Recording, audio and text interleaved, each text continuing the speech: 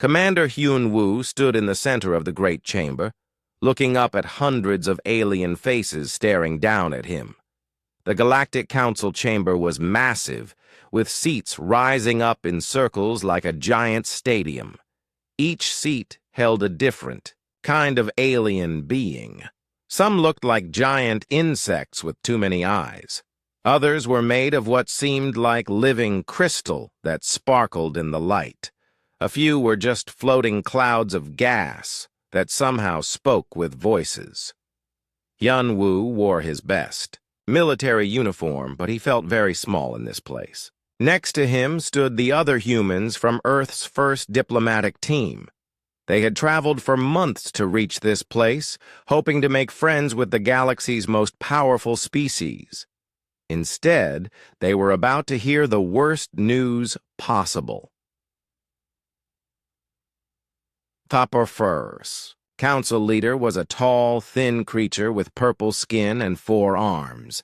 It spoke in a voice that sounded like grinding metal. Species designation human from planet Earth, you have been judged by this council. We have watched your world for many years. We have studied your people and your ways. Hyunwoo felt his heart beating fast. This did not sound good. What is your decision about Earth joining the galactic community? He asked. The purple aliens, 4 arms moved as it spoke. The council has voted. All 847 species have agreed. Humans will not join as equals. You will serve as a slave species under the Dominion Protocol. The words hit Hyunwoo like a punch in the stomach. Around the chamber, alien voices made sounds that might have been agreement or laughter. He could not tell which was worse. Slave species? Hyunwoo repeated. But we came here in peace. We want to trade and learn from you, another alien spoke up. This one looked like a giant mantis with silver wings. Your desires do not matter. We have needs. Your species is perfect for our purposes. You breed quickly, you are strong, you can work in many different environments. You will make excellent workers. A third alien, made of blue crystal, added its voice. Your technology is primitive. Your weapons are weak. You cannot fight us. It is better if you accept this fate peacefully. Hyunwoo's hands made fists at his sides. Earth will never accept slavery. We are a free people. The gas cloud alien floated closer. When it spoke, its voice sounded like wind through caves. Freedom is not your choice to make. Our ships are already moving toward your world. In 3 of your days, the first wave will arrive. Your military will surrender, or your cities will burn. Back on Earth, Captain Dae-ho was in his office at Earth Defense Command when the emergency message arrived. The communication from the Galactic Council made his blood run cold. He read it 3 times before he could believe what it said. Earth was going to be invaded, not for resources or land, but to turn every human being into a slave. Dae-ho ran to the main command center. The large room was filled with screens showing space around Earth. Normally, the screens showed empty space with a few human satellites. Now they showed something much worse. "Sir," called out Lieutenant Yoon-ju from her station, "we're picking up massive energy signatures at the edge of the solar system. Whatever's coming, it's big." Dr. So-young burst through the doors, still wearing her lab coat. She had been working on alien technology that Earth had secretly collected over the years. "Dae-ho, did you get the message? This is really happening. How many ships are we looking at?" Dae-ho asked. The young officer at the sensor station, Min-ho, looked up with wide eyes. "At least 300, sir. Maybe more. They're organized into 3 main groups." So-young moved to look at the data. Those match the 3 major species from the Council. The bug-like Kithara, the crystal Velthans, and the gas creatures called Noxarians. Deho stared at the screens. Earth had some spaceships, but they were mostly for exploring and carrying supplies. They were not built for war against an advanced alien invasion force. "How long do we have?" he asked. "At their current speed, 72 hours until they reach Earth orbit," Minho replied. The command center fell silent. 72 hours to prepare for the end of human freedom. So Young grabbed Deho's arm. "There's something you need to know, something I've been working on in secret." "What kind of secret?" "The kind that might save us all." Meanwhile, in space, near Jupiter, the alien fleets were gathering. The Kithara ships looked like giant metal hives, covered in spikes and glowing with green light. The Velthan vessels were smooth and made of the same crystal material as their builders, reflecting light in rainbow patterns. The Noxarian ships were strange, looking more like floating clouds held together by energy fields. On the lead Kithara ship, Commander Zixthak clicked his mandibles together in what passed for a smile among his people. The humans have no idea what awaits them. Their primitive weapons cannot even scratch our hulls. The Velthan Admiral, a being of living diamond named Crystal Song, agreed. "Our scans show they have basic nuclear weapons and simple spacecraft. They are centuries behind us in technology." The Noxarian war leader, who had no solid name but was called Storm Voice, added his thoughts. "They will make good workers, strong backs and clever hands, perfect for mining operations and construction work." Back in the council chamber, Hyunwoo was still trying to argue for his people's freedom. "You don't understand, humans. We will fight to the last person before we accept slavery." The council leader made a sound like grinding gears. "Your fighting spirit is noted. It will make you better workers once it is properly directed. Your rebellion will last perhaps a few days. Then you will see the wisdom of serving your betters. And if we refuse, then your species will be reduced to a more manageable number, perhaps only a few million survivors to start the slave population." Yunwoo felt cold fear run through him. These aliens were talking about killing billions of people as if they were discussing the weather. In the Earth Defense Command Center, alarms were starting to sound. More ships were appearing on the sensors every minute. The invasion force was even larger than first estimated. "Sir," Minho called out, "I'm reading over 1,000 ships now. This is the biggest fleet anyone has ever seen." Deho looked at the overwhelming numbers on his screen. Earth had perhaps 50 armed spacecraft, and most of those were small, patrol boats. Against 1,000 alien warships, it looked hopeless. But So Young was smiling, which seemed very wrong given the situation. "Why do you look happy?" Deho asked her. "Because," she said, "they think they know everything about us.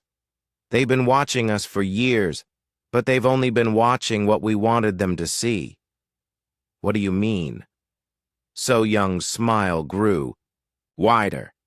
"They think we're primitive. They think we're weak. They have no idea what we've really been building down in the deep places, away from their scanners." The fate of humanity hung in the balance, but perhaps Earth's children had more surprises than their would-be masters realized. Dr. So Young led Captain Deho through a series of underground tunnels that he never knew existed. They had taken a secret elevator down from Earth Defense Command, going deeper than any building should go. The walls around them were made of metal that seemed to shimmer with its own light. "How far down are we going?" Deho asked as they walked. 2 kilometers underground," So Young replied. "This facility has been built over the last 50 years, ever since the first alien ship crashed in Siberia." Deho stopped walking. What crashed ship? That was never in any report I saw. So Young smiled. That's because it was classified above your level, above almost everyone's level. Only a few dozen people in the world knew about it. They came to a massive blast door marked with warnings in 12 languages. So Young placed her hand on a scanner, and the door slowly opened with a deep humming sound. Beyond the door was the most amazing sight Dae-ho had ever seen. The chamber was huge, bigger than a football stadium. The ceiling disappeared into darkness. High above, and filling the space were machines and weapons that looked like they came from science fiction movies.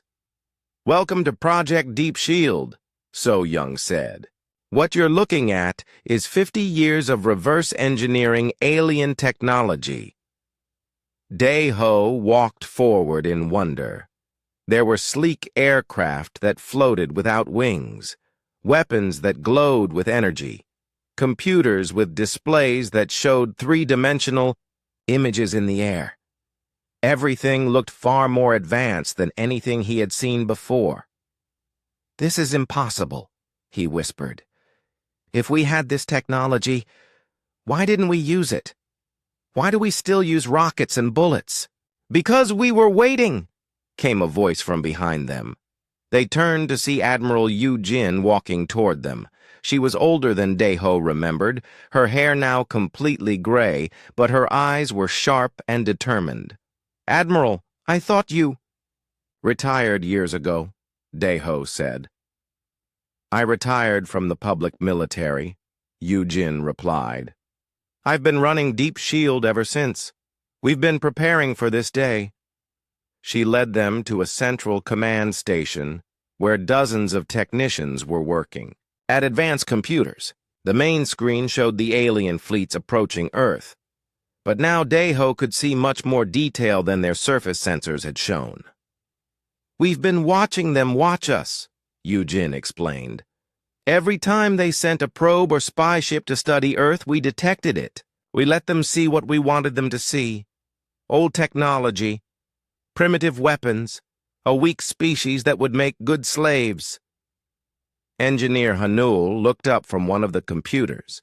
She was young, maybe 25, but her fingers moved over the controls like an expert.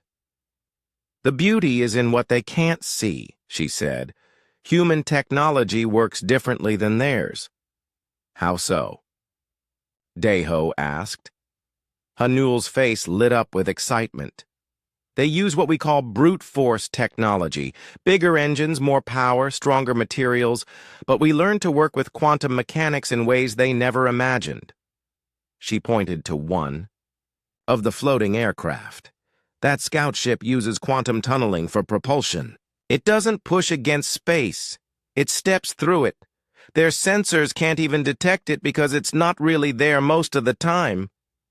Pilot Ji-hoon was checking the weapons on another craft. He was tall and thin, with steady hands that never shook. "The weapons are even better," he called out. "We've got quantum disruptors that can tear apart their hulls at the molecular level." Yu-jin nodded. "The aliens made one big mistake. They assumed that because our public technology looked primitive, we couldn't understand theirs. They never considered that we might be hiding our real capabilities." Communications Officer Yun-ju ran over from her station. "Admiral, I'm getting reports from resistance cells all over the world. Everyone is in position." "What resistance cells?" Dae-ho asked. "Every major city, every military base, every important location on Earth has a hidden deep shield facility," Yu-jin explained. "We've been building them for decades. The aliens think they'll land on a defenseless world. Instead, they'll find weapons they can't detect until it's too late." On the main screen, the alien fleets were getting closer. The 3 different types of ships were arranged in a pattern that showed they expected no real resistance. "They're not even trying to hide," observed Hanul. "Look at their formation. They're flying like they're in a parade." "Why should they hide?" So Young said. As far as they know, we have nothing that can hurt them. Admiral Yujin walked to the center of the command area. All stations, report readiness. Defense satellites armed and ready, called out one technician. Underground missile silos powered up, reported another. Stealth fighter squadrons ready for launch, added a third. Daeho was amazed. How many defense satellites do we have? 2,000, Yujin replied calmly. They've been up there for years, disguised as space junk and old communication satellites. The aliens scanned them and decided they were harmless. She pointed to another display. We also have 300 bases on the moon, and 50 more on Mars. The aliens think those are just research stations. Are they armed too? Let's just say that the aliens are going to have some very unpleasant surprises. Meanwhile, on the approaching Kithara flagship, Commander Zixthak was reviewing the final invasion plans. His insect-like face showed satisfaction as he looked at the detailed maps of Earth. The human military bases are marked here, he told his officers. We will destroy them first. Their space fleet is tiny and will be swept aside easily. One of his lieutenants, hive-mind Kyle Tar, clicked his mandibles nervously. What if they have hidden defenses? Zixthak made a dismissive gesture with his four arms. We have watched them for decades. Their most advanced weapon is a crude fusion bomb. Their fastest ship takes days to travel between their planets. They are children playing with toys. On the Velthan command ship, Crystal Song was studying energy readings from Earth. Something seemed odd, but she couldn't identify what was bothering her. Admiral, said her second-in-command, a crystal being called Prism Light.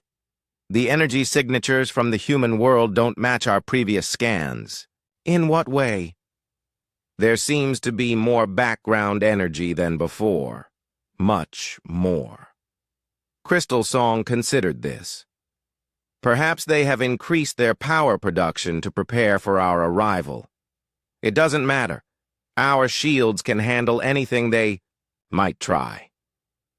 But in the Deep Shield Command Center, Han Newell was smiling as she watched the alien ships approach.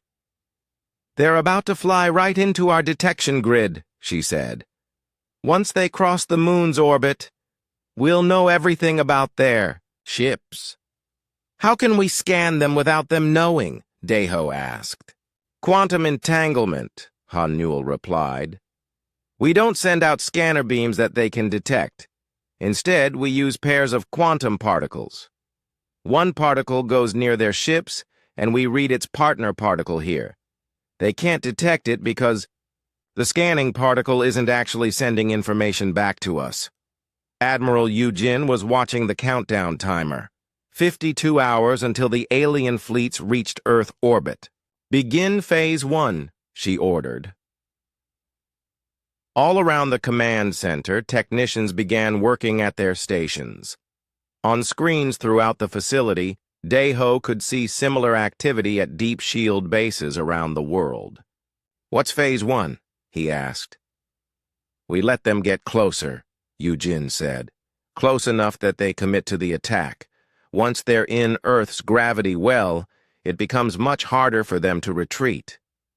So Young was at a medical station, checking strange-looking weapons. These are biodisruptors, she explained to Daeho. Each alien species has different biology. We've designed specific weapons for each of them. She held up a device that looked like a spray bottle.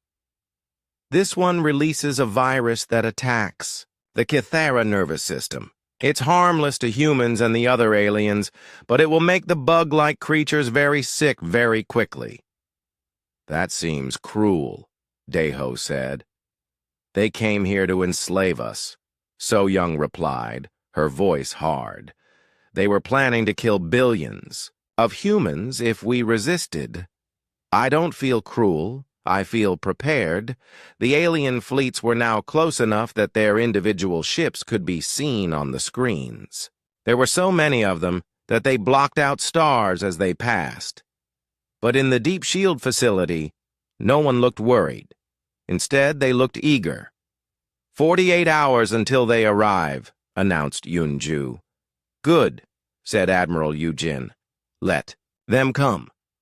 They think they're hunting sheep. They're about to discover they've cornered wolves. The alien fleets had reached Earth's orbit, and their commanders were feeling confident. From space, the blue and green planet looked peaceful and defenseless. The few human space stations they could see were small and clearly not military threats. Commander Zixthak opened communications with the other fleet leaders. Begin the landing operation. Secure the major cities first. The humans will surrender quickly once they see our power. But as the first wave of alien ships began descending toward Earth's atmosphere, something unexpected happened. Space itself seemed to explode around them. Hidden satellites that had been floating quietly in orbit for years suddenly came to life. What the aliens had dismissed as space junk revealed itself to be a network of powerful weapons. Energy beams lanced out from every direction, striking the alien ships with pinpoint accuracy. Captain Taemin was piloting one of Earth's secret stealth fighters, watching the alien confusion with satisfaction. His ship was invisible to their sensors, allowing him to fly right through their formation without being detected. "This is Phantom Leader," he radioed to the other hidden pilots. "Initiate attack pattern Alpha." Around him, dozens of ships suddenly appeared out of nowhere. The aliens had been scanning empty space one moment, and the next moment it was full of human fighters attacking from all sides. The Kythera ships were the first to suffer. Their heavy armor was designed to stop conventional weapons, but the quantum disruptors that Taemin's fighters carried worked differently. Instead of hitting the armor, they passed right through it and tore the ships apart from the inside. On the surface of Earth, Resistance leader Bo Ra was coordinating the ground response from a hidden bunker beneath Seoul. Her teams had been waiting, in concealed positions all over the city, and now it was time to act. "All units, execute Rising Dawn," she commanded into her radio. Across the city, what looked like normal buildings suddenly opened up to reveal missile launchers and energy weapons. The aliens who had been preparing to land found themselves flying into a storm of defensive fire. But the humans had more than just weapons. Scientist Wu Jin had been working for years on biological warfare specifically designed for alien physiology. As the first Kythera dropships landed, they released their troops into the city streets. The insect-like aliens advanced confidently, their weapons ready to subdue the primitive humans. But within minutes, something was wrong. The alien soldiers began staggering and falling. Their complex nervous systems were being attacked by engineered viruses that Wu Jin had released into the air. "The biological agents are working perfectly," Wu Jin reported from his laboratory. "The Kythera immune systems can't fight off our modified Earth viruses." The Velthan crystal ships were having their own problems. Mechanic Sun Ho and his teams had been studying captured alien technology for decades, and they knew exactly how it worked. More importantly, they knew how to make it stop working. Sun Ho was leading a strike team against a landed Velthan transport. Instead of trying to destroy the ship, they were doing something much more clever. They attached small devices to the ship's hull that looked harmless, but contained sophisticated computer viruses. "Upload complete," Sun Ho told his team. "Fall back and watch the show." The Velthan ship tried to take off, but its systems began failing one by one. The computer virus spread through its networks like wildfire, turning the ship's own technology against itself. Within minutes, the mighty crystal vessel was nothing more than an expensive piece of sculpture sitting in the middle of a parking lot. All across Earth, similar scenes were playing out. In New York, hidden defenses emerged from beneath Central Park. In London, the Thames River revealed underwater missile silos. In Tokyo, skyscrapers transformed into giant weapon platforms. The aliens were discovering that Earth was not a helpless planet. It was a carefully prepared trap. Strategic Coordinator In Su was watching the battle unfold from the Deep Shield Command Center. On his screens, he could see the alien forces becoming more confused and desperate by the minute. "They're trying to regroup," he reported to Admiral Yujin. "But every time they form up, our stealth ships hit them again." "What about their command ships? Still in high orbit, but they're starting to panic. Look at this communication we intercepted." On the main screen appeared a translation of alien messages. The commanders were arguing with each other, each blaming the others for the intelligence failures that had led them into this trap. The Cathara were angry that their troops were falling ill. The Velthans were frustrated that their technology was being turned against them. The Noxarians were finding that their gas-form bodies were being scattered by human weather control devices. But the biggest shock was yet to come. In space beyond Earth's moon, something began to decloak. First one ship, then 10, then 100. The aliens watched in growing horror as a massive human fleet revealed itself. Ships that were larger and more advanced than anything Earth was supposed to possess. Admiral Yujin smiled as she watched the alien reaction. Now they see the truth. Earth has never been alone in this galaxy. Captain Deho was confused. "What do you mean?" "We've had colonies on dozens of worlds for the past 30 years, Yujin explained. Every time an alien ship crashed or was shot down, we learned from it. We used their own technology to spread across the stars in secret. The human ships that were now surrounding the alien fleets were built in hidden shipyards throughout the galaxy. They used a combination of human quantum technology and reverse-engineered alien systems, making them more advanced than either species could achieve alone. Pilot Ji-hoon was leading one of the secret fleet squadrons. His ship had been built in a facility orbiting Alpha Centauri, using materials mined from asteroids in the Tau Ceti system. "This is Deep Strike Squadron," he radioed. "We are in position to cut off their retreat." The alien commanders were beginning to realize that they had made a terrible mistake. They had thought they were invading a primitive world. Instead, they had attacked a spacefaring civilization that had been preparing for this moment for half a century. Commander Zixthak was receiving damage reports from all over his fleet.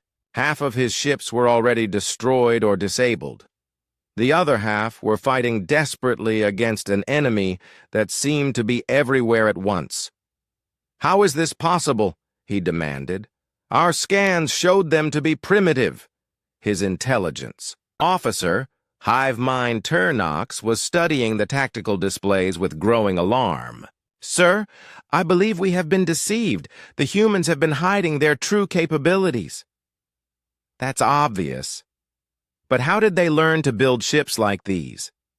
The answer came in the form of a human broadcast that reached every alien ship simultaneously. Commander Hyunwoo's face appeared on their screens, but he was no longer wearing the simple diplomatic uniform they remembered. "Greetings, former members of the Galactic Council," Hyunwoo said calmly. "You are probably wondering how a primitive species like humanity managed to surprise you so completely." He smiled, and it was not a friendly expression. "The answer is simple. We've been studying you for decades. Every probe you sent, every spy ship you dispatched, every piece of technology you thought we couldn't understand. We learned from all of it.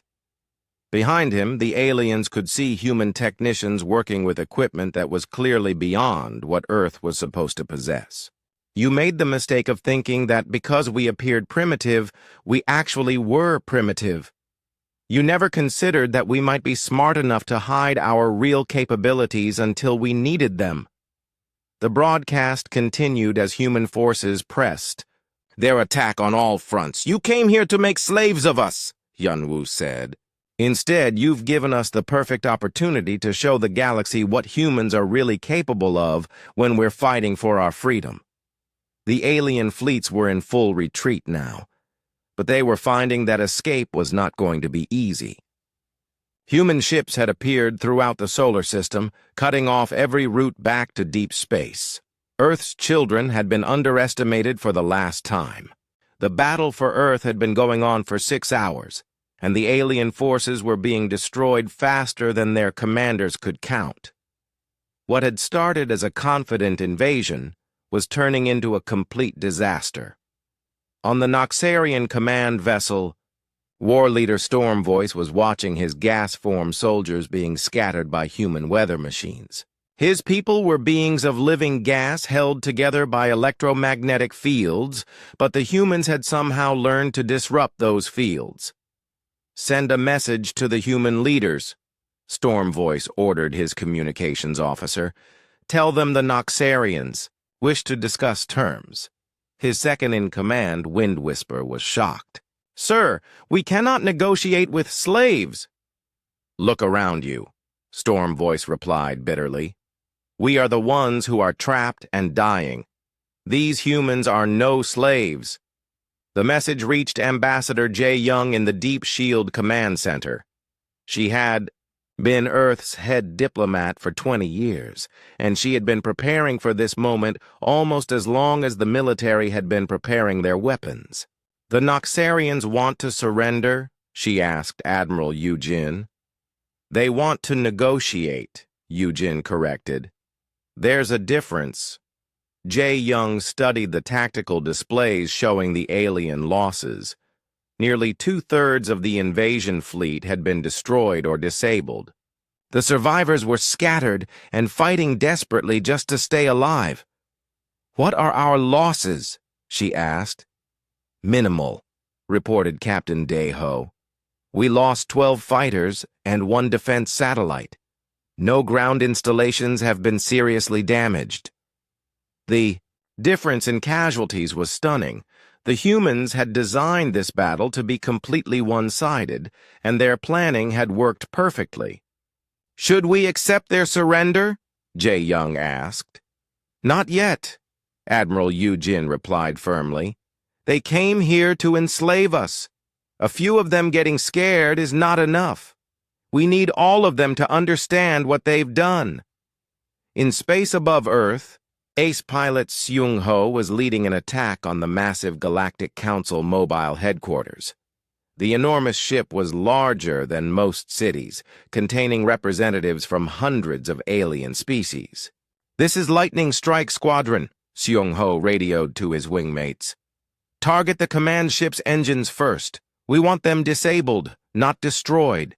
His fighters moved like dancers through space, avoiding the desperate defensive fire from the alien ship.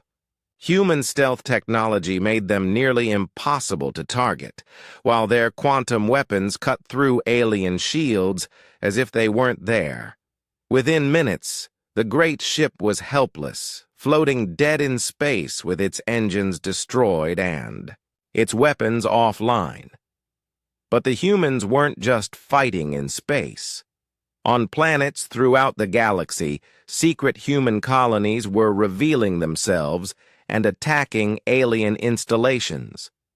Deep beneath the surface of a mining world in the Vega system, General Dong Hyun was leading human forces up from hidden tunnels. For 15 years, humans had been working alongside alien slaves in the mines, secretly building weapons and planning for this day.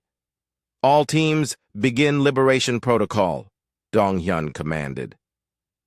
Across the mining complex, human workers who had been pretending to be simple laborers, suddenly revealed advanced weapons and began freeing the other slave species. The alien guards found themselves facing not just human rebels, but freed slaves of a dozen different species who were very angry about their treatment.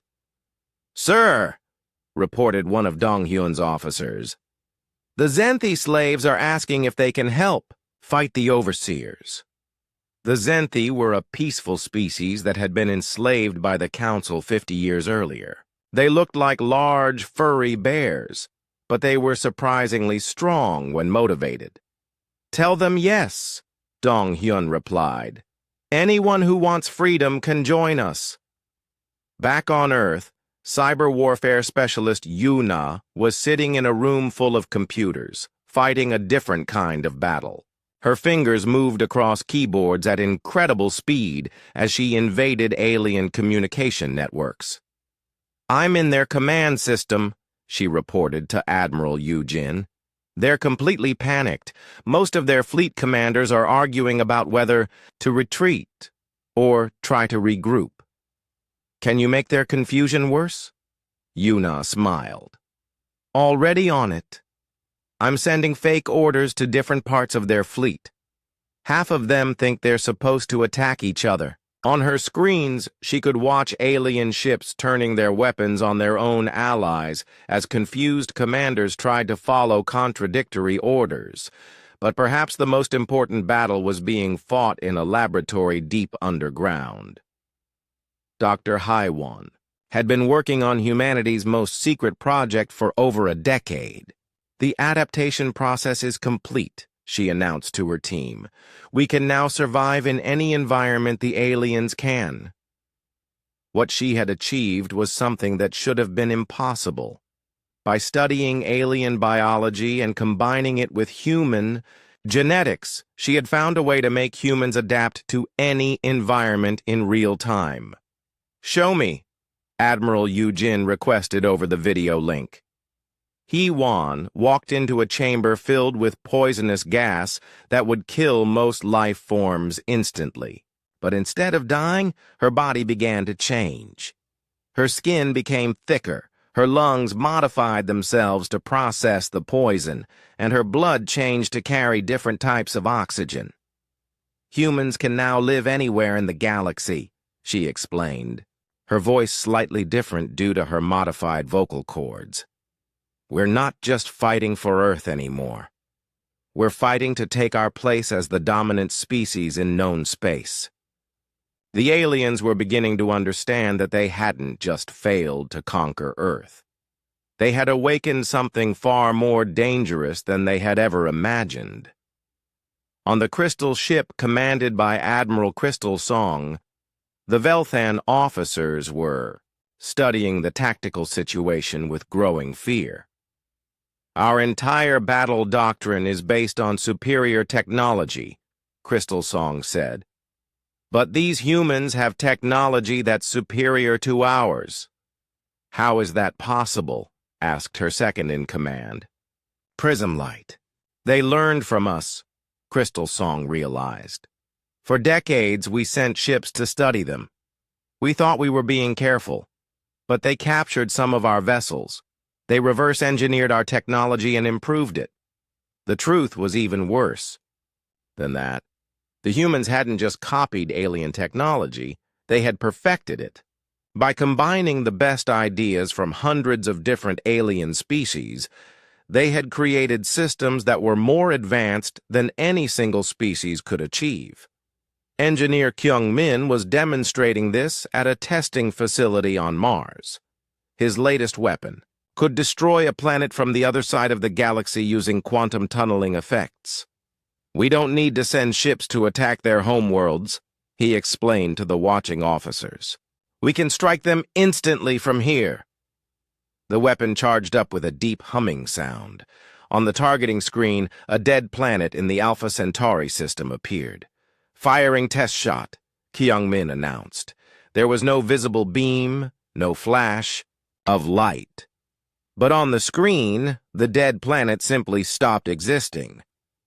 One moment it was there, the next moment there was only empty space. The quantum torpedo tunneled through space-time and struck the target instantly, Kyung-min explained. The planet was converted directly into energy. No explosion, no debris, just gone. The implications were terrifying. If the humans could destroy planets instantly from anywhere in the galaxy, no alien world was safe.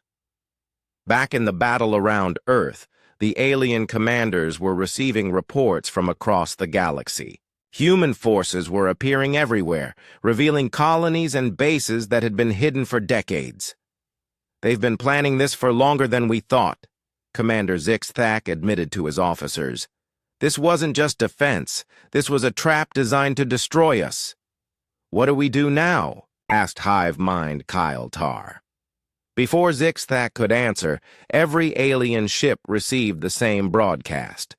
Commander Hyun Woo appeared on their screens again, but this time he wasn't alone. Behind him stood representatives from dozens of species that had been enslaved by the Galactic Council over the centuries. "To all members of the former Galactic Council," Hyunwoo began, "you are no longer in command of this galaxy. Your fleets are destroyed. Your bases are under attack. Your slaves are free." He stepped forward, and his expression was stern. "But we are not like you. We are not conquerors or enslavers. We offer you one choice. Surrender now and accept our terms for peace, or face complete extinction. You have 1 hour to decide." The broadcast ended, leaving the alien commanders staring at blank screens and contemplating the end of everything they had known. The hour deadline given by Commander Hyunwoo passed with mixed results. Some alien species chose to surrender immediately, but others decided they would rather fight to the death than accept defeat from what they still considered a primitive species. The Kithara were the most stubborn. Commander Zixthak gathered the remaining ships of his fleet around their homeworld and prepared for a final battle. "We are the oldest spacefaring race in the galaxy," he declared to his warriors. "We will not bow to these young creatures who learned to fly between stars only yesterday." But the Kithara had made a crucial mistake. They thought the battle would be fought with traditional weapons and tactics. They had no idea what General Dong-hyun had been preparing on the other side of the galaxy. Dong-hyun was now commanding liberation forces on 17 different worlds. The freed slaves from dozens of species had joined his army, and they all had one thing in common. They wanted revenge against their former masters. "Sir," reported his communications officer, "the Kithara have refused to surrender. They're mobilizing every ship they have around their home world." "Then we'll give them the war they want," Dong-hyun replied. "But not the war they expect." Instead of sending a fleet to attack the Kithara homeworld, Dong-hyun activated sleeper agents who had been hidden throughout Kithara society for years. These weren't human agents. They were freed Kithara slaves who had been secretly working with the humans. The rebellion began from within. Kithara, who had been enslaved by their own upper classes, suddenly revealed weapons and training they had received from human advisors. The rigid hierarchy that the Kithara were so proud of collapsed as the lower classes rose up against their oppressors. "It's working perfectly," Dong-hyun observed as he watched the reports coming in. "The Kithara society is tearing itself apart." At the same time, Engineer Kyung-min was preparing to demonstrate humanity's ultimate weapon. The planet-destroying quantum torpedo had been just a test. What he was building now was far more powerful. "Are you sure about this?" asked Admiral Yu-jin as she watched the preparations. "The targeting system can select individual ships in a fleet," Kyung-min explained. "We can destroy their entire battle force without harming the planet below or any innocent civilians." The weapon looked like a simple metal sphere, but it contained technology that bent the laws of physics. When activated, it would create quantum tunnels directly into the engines of enemy ships, causing them to explode from the inside. Initiating quantum strike, Kyung-min announced. Around the Kithara homeworld, over 3,000 alien warships were suddenly engulfed in brilliant flashes of light. One by one, they simply vanished as their reactors overloaded and consumed the ships from within. Commander Zixthak watched his mighty fleet disappear in less than 10 minutes. Ships that had ruled space for centuries were reduced to glowing particles in the cosmic wind. "How?" he whispered. "How did they do this?" The answer came in a message from the humans. "Your ships are gone, but your people can still live. Surrender now, or we will demonstrate what happens to those who refuse mercy." Faced with the complete destruction of everything he had worked to build, Zixthak finally admitted defeat. The proud Kithara Empire surrendered to the species they had planned to enslave, but not all aliens were willing to accept the new reality. The Velthan crystal beings had a different plan. Since they couldn't win through military force, they decided to try negotiation and trickery. Admiral Crystal Song sent a message to the human leaders. "We wish to discuss an alliance. The Velthans have always been reasonable beings. We can work together for mutual benefit." The message reached Ambassador Jae Young, who studied it carefully. She had been expecting something like this. "They're trying to save themselves by betraying the other aliens," she said to Admiral Yujin. "What do you think we should do?" "We listen to what they have to say, but we don't trust them. The Velthans voted to enslave us just like everyone else did. The negotiation took place on a neutral space station that the humans had built in secret near Jupiter. Crystal Song arrived with a small escort, believing she could charm or trick the humans into accepting a deal that would preserve Velthan independence. But when she met Jae Young, she quickly realized that the humans were not going to be easily fooled.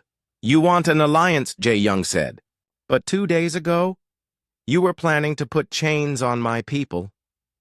Why should we trust you now?" Crystal Song's crystalline form shimmered as she tried to project sincerity. "That was a mistake. We were following the will of the Council. Now we see that humans deserve to be treated as equals."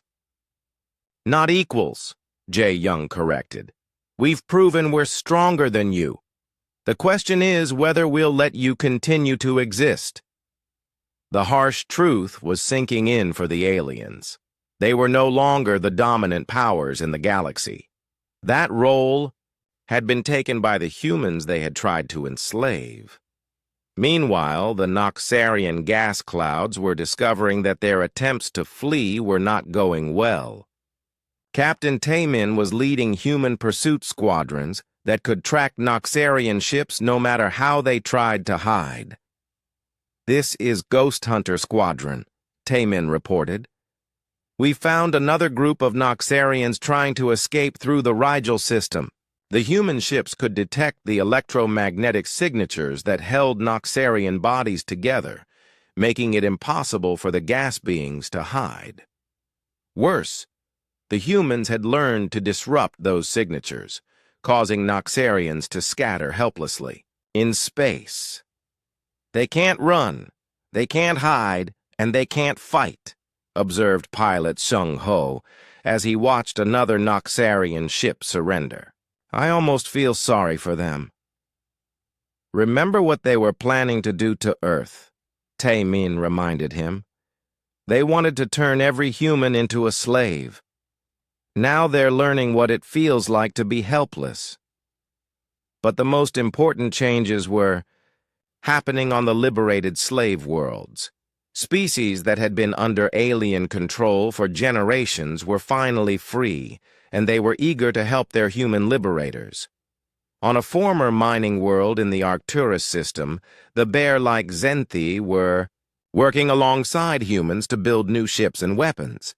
Their natural strength combined with human technology was creating a powerful alliance. "The humans gave us back our freedom," declared Zenthi leader Mountain Strong. "We will stand with them against any enemy." Similar alliances were forming throughout the galaxy. The reptilian Skoth, the bird-like Aryans, the plant-based Verdani, dozens of species were joining the human-led coalition. Dr. Haiwan was studying the genetic patterns of all these species, learning how to adapt human biology to work with different alien environments. "We're not just freeing slaves," she reported to Admiral Yujin.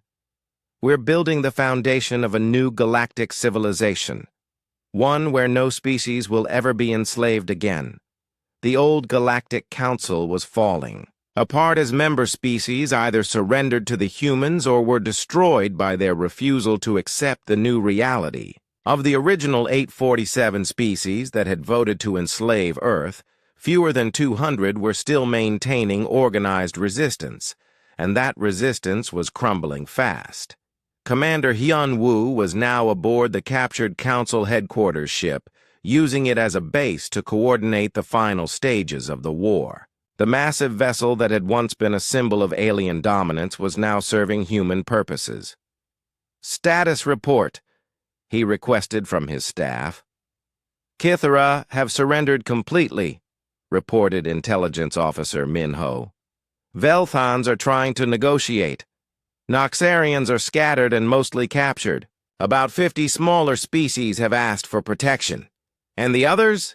Still fighting, but they won't last much longer.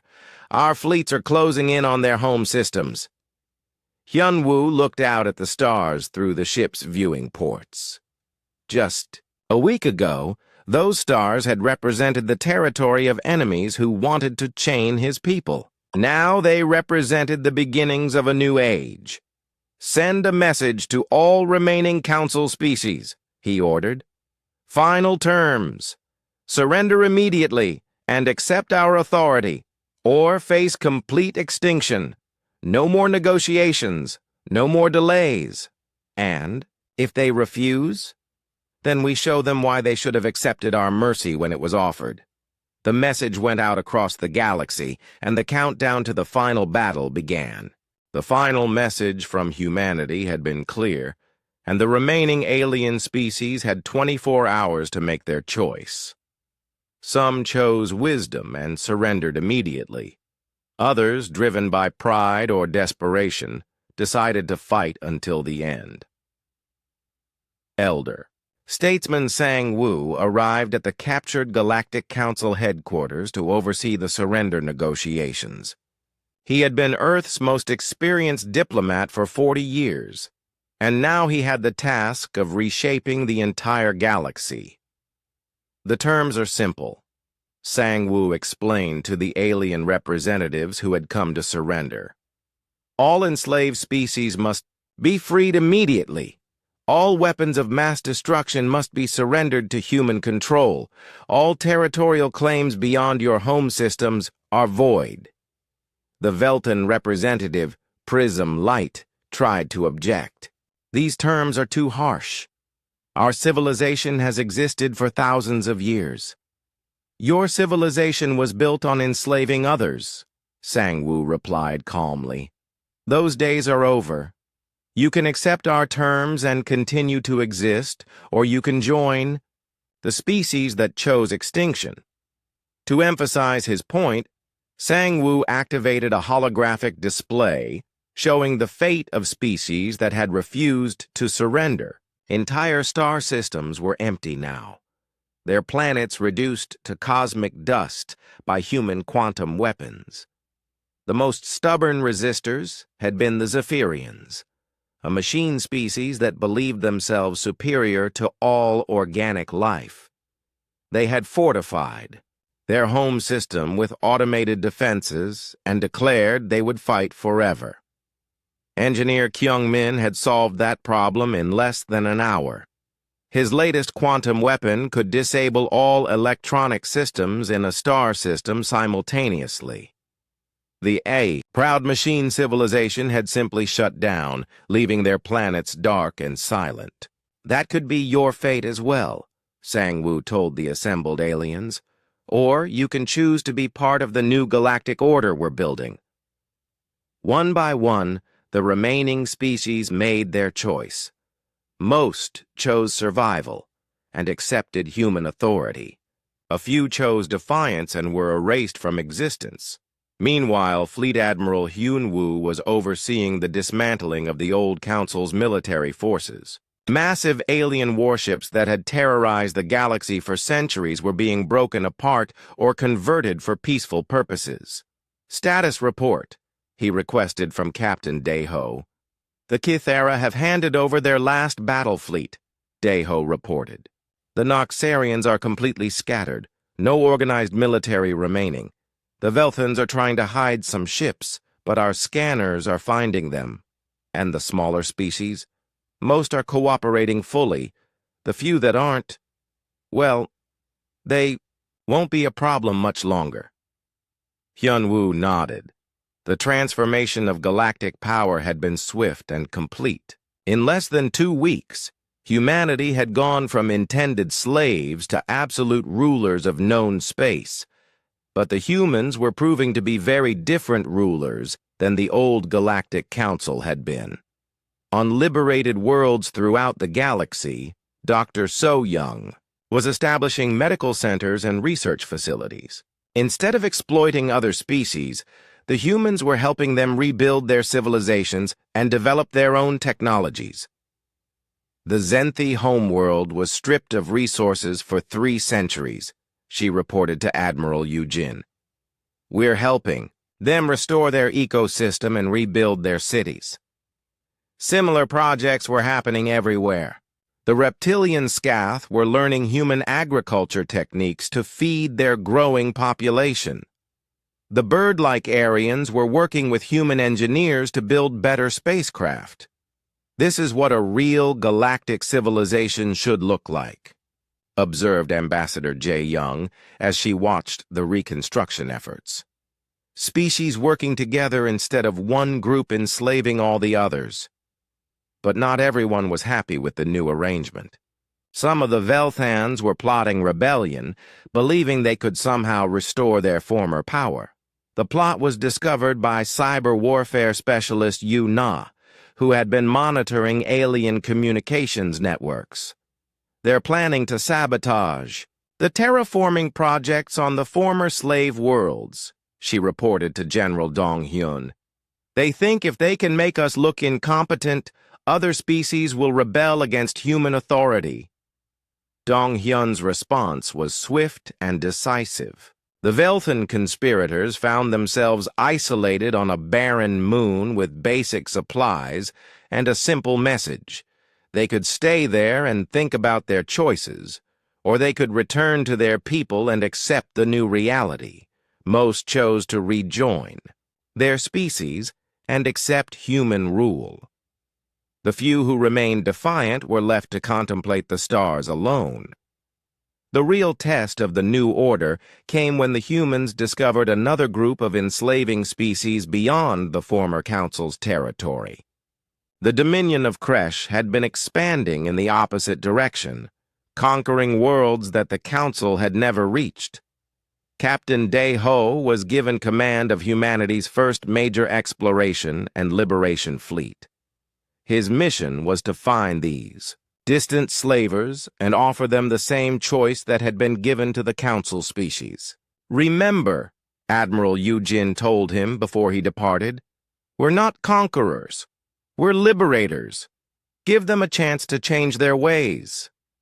And if they refuse, then you know what to do." The Kresh Dominion's first contact with humanity came when their border patrol detected Dae-ho's fleet approaching. The Kresh were confident in their power. They had never been defeated in battle and controlled over 100 slave species. "Primitive vessels approaching our territory," the Kresh commander reported to his superiors. "They appear to be using outdated technology. Should we capture them for the slave markets?"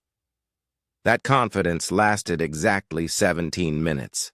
When the Kresh ships tried to attack, they discovered that the primitive human vessels were equipped with weapons beyond their comprehension. Deho's fleet didn't destroy the Kresh ships. Instead, they disabled them completely and broadcast a simple message. "We are representatives of the Human Liberation Force. You have been enslaving other species. This ends now. Surrender and accept our authority, or share the fate of the Galactic Council."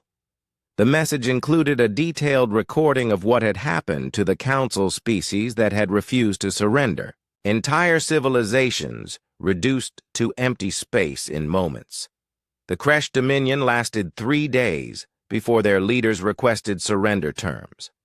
Back on Earth, the changes were just as dramatic.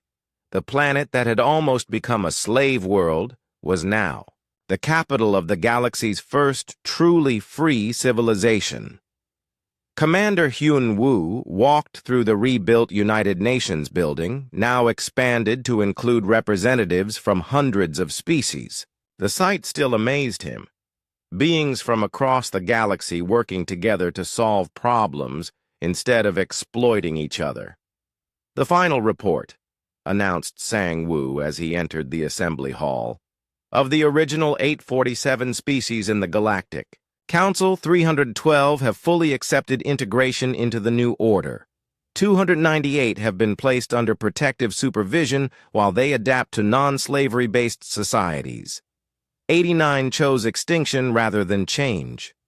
And the remaining species, the last 148, are in various stages of negotiation or supervision. None pose any threat to the new order." It was a remarkable transformation. In less than 6 months, the galaxy had been completely reorganized under human leadership. But perhaps the most important change was in humanity itself. Dr. Haiwan's adaptation research had given humans the ability to live and work in any environment in the galaxy. More importantly, it had given them the wisdom to use their power responsibly. "We could have become just another group of galactic tyrants," she observed to Admiral Yu Jin. "Instead, we chose to be something better. That's what makes us human," Yu Jin replied. "We don't just survive, we make things better." The story ended not with conquest, but with hope. Captain Deho's exploration fleets were now traveling to distant galaxies, searching for other enslaved civilizations to liberate.